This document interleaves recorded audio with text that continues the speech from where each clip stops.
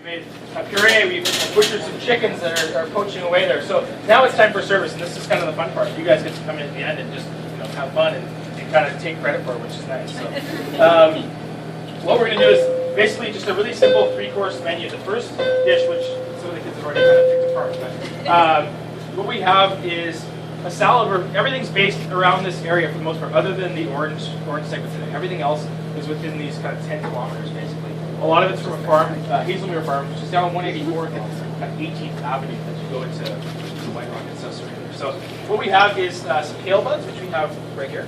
And I'll just pick it apart. We'll make extra food and you guys can try it later, but I'll pick out some of the ingredients just so you can see kind of what was in the salad. So we have kale buds here. We have our chewy beets. See, what I'll do is I'll go through all of our mesoplast containers. So our kale buds here. Somebody did a great job of picking all these nicely. Okay. We got this. We've turned that also into a chip. We just tossed in a little bit of olive oil, a little bit of salt, and we just dried it out in your oven. So it's all about texture when you eat, right? When you think of food, it's all about contrast. You go to, you watch a movie at home, you have chips and dip. You have something that's crunchy, something that's soft. You have Cracker Jacks, you have something that's sweet, something that's salty. You have apple pie and ice cream, you have something that's hot, something that's cold. That's what makes food exciting, is that contrast. If it's eating like mashed potatoes and peas, everything's soft, it's kind of boring to eat after a while, right? So this is going to add a little texture to the salad, just the kale chips. We have some radishes, again, that are grown on that farm. Okay. You did a great job of shaving them. You have all your fingers still. It's a really good, I was a little nervous at first, but once I saw you did a really good job. So. We have our beets. All we've done with these is we roasted them, we've smashed them, and they all are kind of odd shapes. The great thing about this salad is because everything's grown around here and it's so nice already, visually, you don't need to do a lot to it. You want to keep it nice and rustic. When we plate it, it's just going to be kind of scattered around.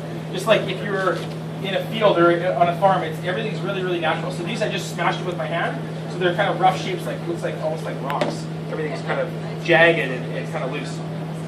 We've just roasted them and then we've dried them a little bit, so they're kind of chewy. It's almost like a craisin or a raisin, something that's kind of half dehydrated.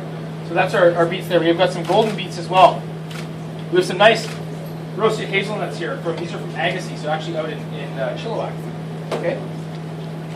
Ricotta cheese, which we made earlier. All ricotta cheese is milk, a little bit of cream. You bring it up to 180 degrees. You got a bit of lemon juice, and it separates. So this cheese separates. So there's liquid on the bottom, the cheese floats to the top. You just skim that off and let it set. That's all it is. So a little bit of lemon zest and olive oil in there as well. So this is kind of our richness of the dish, because everything else is really fresh. This adds a little bit of richness with the cheese. Okay. Lastly, our orange segments. This is the only thing that isn't necessarily from BC, unfortunately, because we don't have the climate to grow these here. This is just going to add a little bit of sweetness, a little bit of acidity when you're eating